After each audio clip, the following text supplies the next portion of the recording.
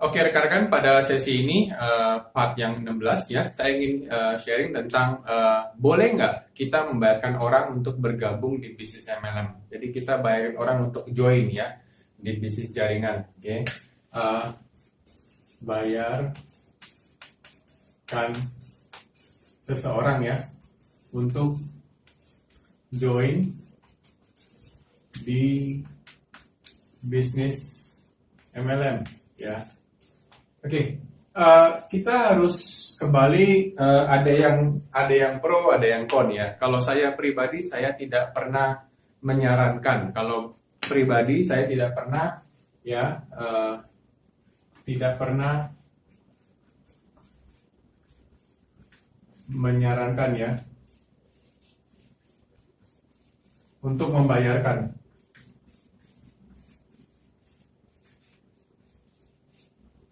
Nah, sebenarnya kenapa? Why? Ya, why? Sebenarnya begini. Pertama kita tahu bahwa kalau kita bicara modal di bisnis ini, sekarang saya ambil contoh paling gampang adalah modal kita di bisnis ini yang sama-sama kita jalanin hari ini adalah kurang lebih 1,2 juta. Oke, 1,2 juta. Dia dapat produk, oke, dia dapat produk yang seharganya seperti ini. Oke, nah sekarang coba kita renungkan bersama. Pada saat saya meminjamkan orang, misalnya katakanlah saya di sini, ya, Anda di sini, ya, Anda mengajak seseorang si A misalnya. Terus si A katakan sama Anda, tolonglah pinjamkan saya uang untuk bergabung di bisnis ini. Oke, Anda memberikan uang itu dan dia bergabung di bisnis itu dan akhirnya dia dapat produk, betul nggak? Nah, yang terjadi adalah Anda sebenarnya sedang meng-create mindset ya yang namanya mindset employee ya.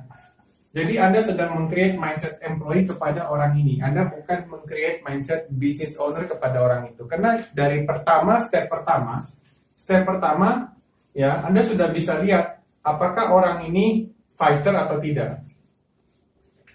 Ya, tapi Pak, masalahnya dia nggak punya uang, dia fighter.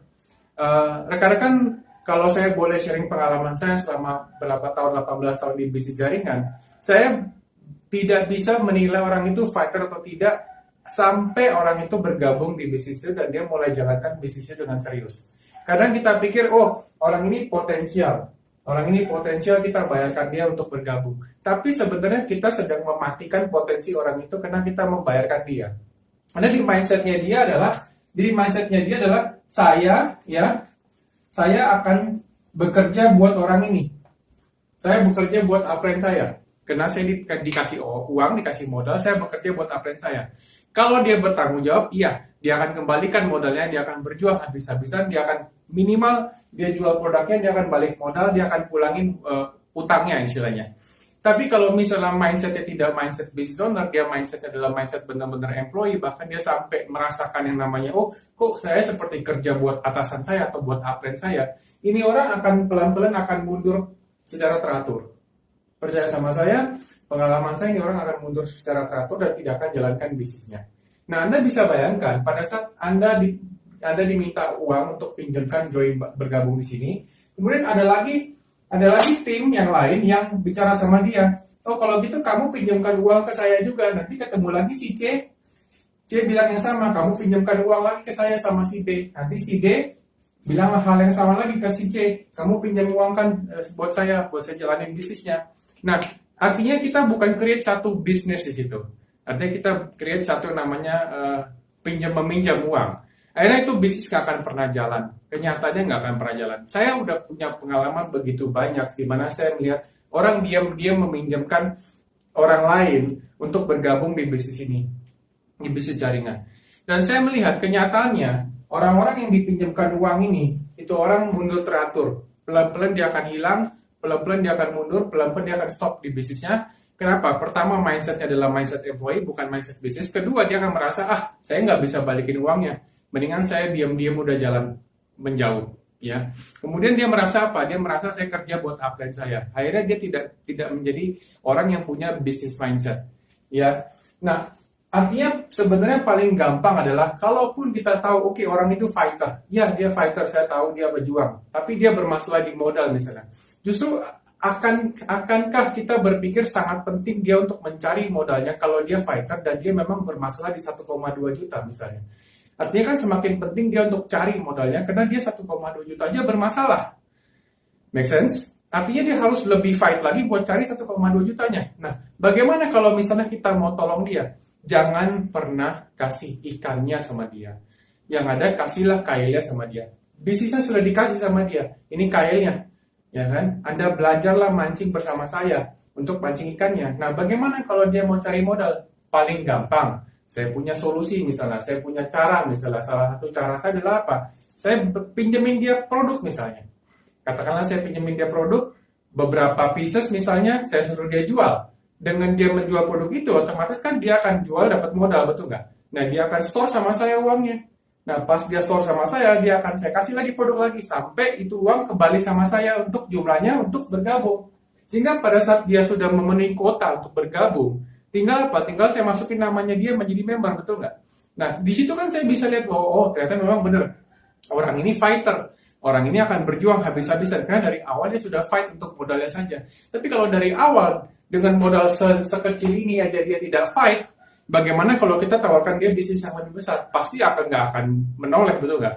Logikanya seperti itu aja. Jadi saya tidak pernah menyarankan orang untuk berbayarin orang lain untuk bergabung di bisnis ini. Saya sama sekali tidak rekomen kita untuk membayarkan orang bergabung di bisnis ini. Dan kenyataannya sampai hari ini saya lihat begitu banyak orang yang dibayarkan bergabung yang kita pikir adalah orang yang potensial. Oh, kita bayarin, dia bisa bergabung. Dia bisa jalan, dia bisa besar, dia bisa sukses. Kenyataannya itu orang nggak akan jalan, dan itu orang nggak akan mau terusin bisnisnya dan dia akan mundur teratur.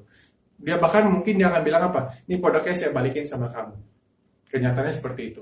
Tapi kalau memang dasarnya orang itu pejuang, dia tidak akan cari uang sama kita, dia tidak akan berusaha pinjam sama kita, dia akan cari cara di luar sana untuk pinjam uang sama kita, untuk pinjam uang sama orang lain, atau misalnya cari modal dari orang lain dengan cara apapun, sehingga dia akan cari modalnya buat bergabung. Saya sudah pernah lihat contoh kasus, ada seseorang yang untuk bergabung di satu bisnis pada saat saya menjalankan satu bisnis, modalnya sekian pada saat itu. Bahkan mungkin waktu itu kalau saya nggak salah modal 10 juta. Pada saat itu dia modal 10 juta, yang terjadi apa? Dia pergi ke masing-masing orang, ya dia pinjam 100 ribu. Di situ saya melihat, daya juang dia luar biasa. Dengan dia pinjam 100 ribu dari satu orang, dan dia pergi ke beberapa orang sampai dapat 10 juta buat modalnya bergabung. Saya melihat itulah kunci di mana orang dari awal sudah menentukan diri dia akan sukses atau tidak di bisnis tersebut. Nah, sama aja dengan di sini. Kalau kita melihat bahwa 1,2 juta, orang itu 1,2 juta bermasalah, justru kan dia harus fight buat dapat 1,2 juta, betul nggak? Ya kan?